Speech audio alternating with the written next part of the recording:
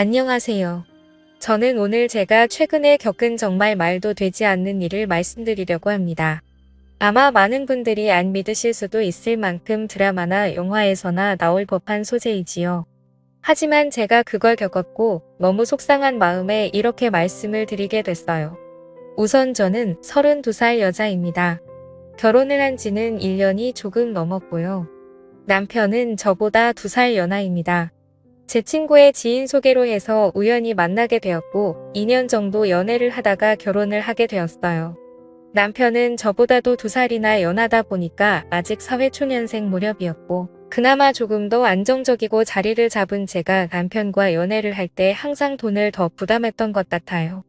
뭐 그래도 아깝거나 그러지는 않았어요. 그만큼 남편을 사랑했으니까요. 남편은 저보다 미이가 어렸지만 일찍 어려서 아버님이 돌아가셨어서 철이 빨리 들었다고 할 만큼 무척이나 성숙하고 마음까지 넓은 남자였죠. 그렇기에 저보다 돈을 좀 못 벌고 했어도 그동안 만났던 남자들보다 훨씬 사랑한 마음이 컸고 그래서 결국 결혼을 하게 됐답니다. 결혼을 할 때도 남편 쪽에서 시어머니는 저를 반대하실 이유도 없었고 너무 쉽게 승낙을 받았지만 저희 집 부모님은 저희 남편을 상당히 못마땅히 하셨습니다. 부모님이 한 분이 안 계신다는 것도 좋게 보지 않으셨고 형편이 좋지 못하다는 거나 나이가 어리다는 것 그리고 남편이 직장은 다니지만 그렇게 자랑할 만한 직장은 아니고 어떻게 보면 변변찮은 직장이었기에 저희 부모님은 정말 많은 반대를 하셨지요. 하지만 자식은 부모 없다고 하죠. 저희 부모님도 결국에는 제 뜻을 따라주셨고 결국 결혼을 하게 됐답니다. 결혼 비용은 당연히 제가 더 많이 부담했고요. 저희 집 형편도 그렇게 넉넉한 건 아니지만 남편 쪽보다는 확실히 조금 더 여유가 있는 상황이었고 저 또한 그동안 일을 하면서 허슨 곳에 돈을 쓰지 않고 차곡차곡 돈을 모았기에 제 또래 사람들보다는 모아둔 돈이 있었거든요. 그래서 대출을 좀 꿔서 저희 쪽에서 거의 다 내고 집은 제 명의로 해서 결혼을 했답니다. 이건 남편과 저와의 기본적인 설명이고요. 이제 제 여동생 이야기를 꺼내야 될 것 같네요. 저는 형제 중 여동생 하나 있어요. 여동생은 저랑 5살 차이가 나죠. 저랑은 완전히 정반대의 스타일이랍니다. 여자들끼리 흔히 여우라는 표현을 많이 쓰잖아요. 딱 저희 동생이 그런 스타일이에요. 질투심도 엄청 많고 어렸을 때부터 부모님 사랑을 독차지하고 싶어서 저에게 피해를 주면서까지 몹쓸 행동도 참 많이 하는 아이죠. 그에 비해 저는 여우보다는 곰 같은 스타일이라 동생이 그런 행동을 해도 알면서도 그냥 당해졌던 것들이 정말 많고 그냥 그런 모습도 귀여워 보였답니다. 그리고 나이가 먹으면 바뀔 거라 생각했죠. 하지만 여동생은 나이가 먹을수록 더 철이 없어졌고 자기 멋대로 했어요. 어렸을 때부터 남자친구를 사귀기 시작해서 톡하면 거짓말치고 집에 들어오지 않는 게 일상이었고 그래서 부모님 속도 많이 썩이고 대학교 가서는 남자를 잘못 만나서 애를 가진 적까지 있습니다. 그때 저희 집은 정말 난리가 났었죠. 고작 20살 애가 그것도 자기랑 동갑내기인 남자랑 사고로 애를 만들어 왔으니까요.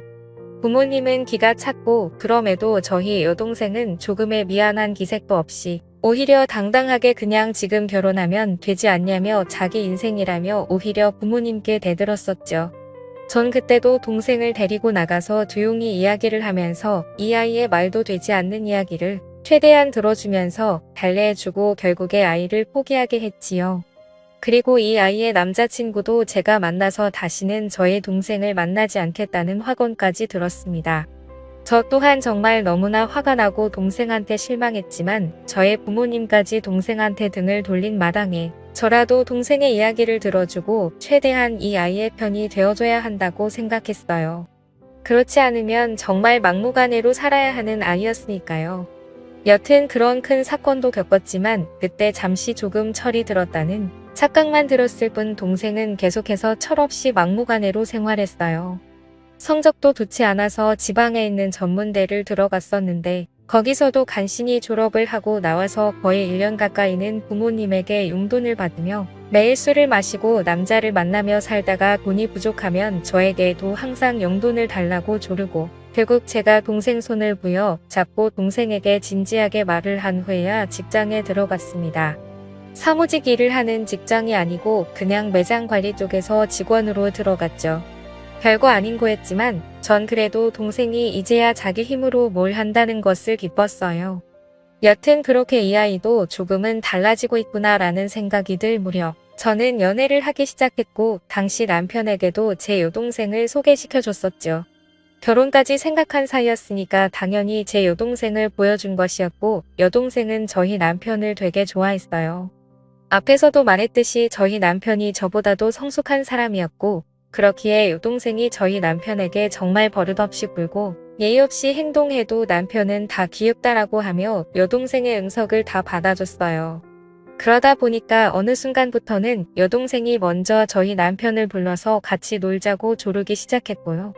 저는 그래도 여동생이 저희 남편을 좋아하고 잘 따르는 것에 안도를 하고 남편 또한 여동생을 정말 귀여운 동생이라고 생각하는 것이 보여서 결혼 전부터 셋이 종종 모여서 많이 놀았습니다. 그리고 여동생이 남편에게 따로 연락을 하고 만나자고 전화를 해도 저는 그냥 아무렇지도 않았어요. 왜냐하면 여동생이 워낙에 철부지다 보니까 친구도 몇 명 없거든요. 그렇기에 이 아이에게도 의지할 사람이 필요하고 그게 제 남편이면 더할 나위 없이 좋겠다고 생각을 한 저였습니다. 남편 또한 저에게 여동생과 연락하거나 둘이 만나는 일이 있어도 항상 저에게 말을 했었죠. 그렇게 관계를 유지하다가 결혼을 하게 돼서 신혼여행을 갈 때도 여동생은 본인도 따라가겠다고 엄청 떼를 썼습니다. 그때 정말 애먹었어요. 하지만 남편이 하루 내내 동생을 달래서 겨우 뜨지 말리고 다녀왔지요. 그렇게 신혼여행도 다녀오고 행복한 결혼 생활을 하고 있던 무렵 어느 날 갑자기 여동생이 저희 신혼집에 찾아왔어요. 그것도 아주 밤늦게 말이죠. 저와 남편은 깜짝 놀라서 무슨 일이냐고 물었지만 대답을 하지 않더라고요.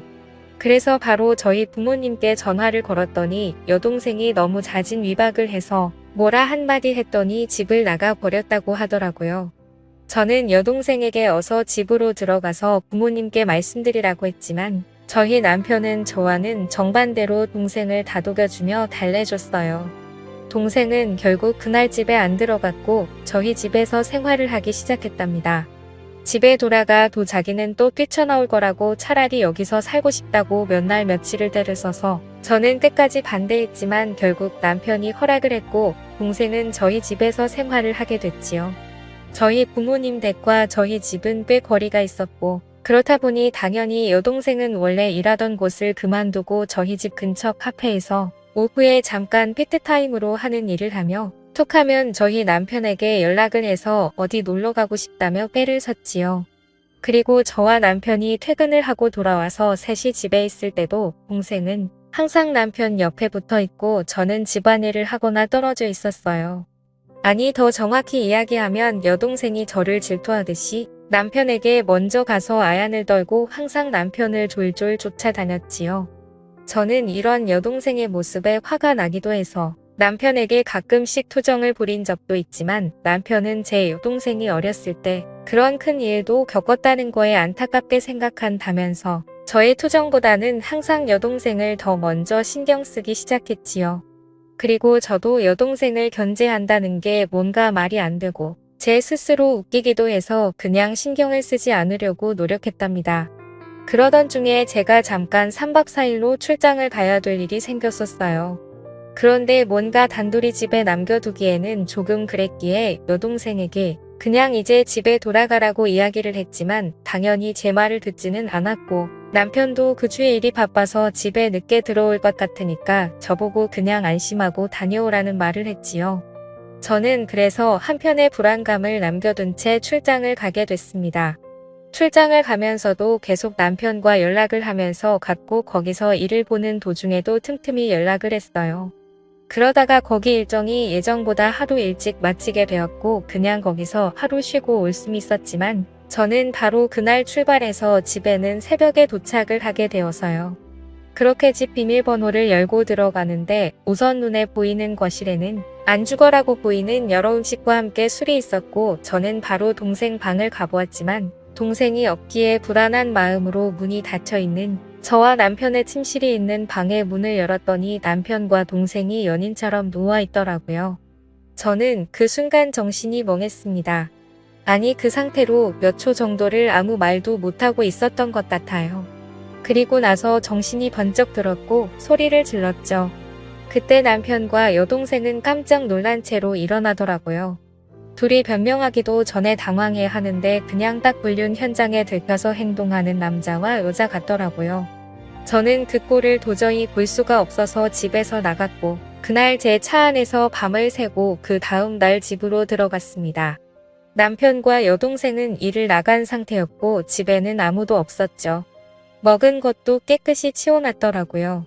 여동생과 남편에게는 계속해서 연락이 왔지만 그 연락은 무시하고 남편에게는 집 비밀번호 바꿔놨으니까 들어올 생각 말고 이혼할 생각하고 있으라는 내용으로 카톡을 보내놓았고 동생에게도 이 사실을 부모님께 다 말씀드릴 거니까 그 더러운 놈과 행복하게 살든 지지고 먹고 살든 네 마음대로 하라고 카톡을 보내놨습니다.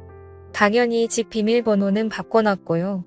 그날 결국 남편과 여동생은 제 집에 들어올 수가 없었습니다. 제 여동생은 본가로 돌아갔지만 제가 이미 이런 사실을 저의 부모님께 말씀을 드려놨기에 본가에서도 쫓겨났고요. 남편은 계속해서 오해라며 연락이 오고 있는 상태지만 저는 이혼 소송을 준비 중이랍니다. 여동생과는 연을 끊을 것이고요. 저한테 이런 일이 벌어졌다는 게 아직도 안 느끼네요. 지금까지 제 사연을 들어주셔서 감사합니다.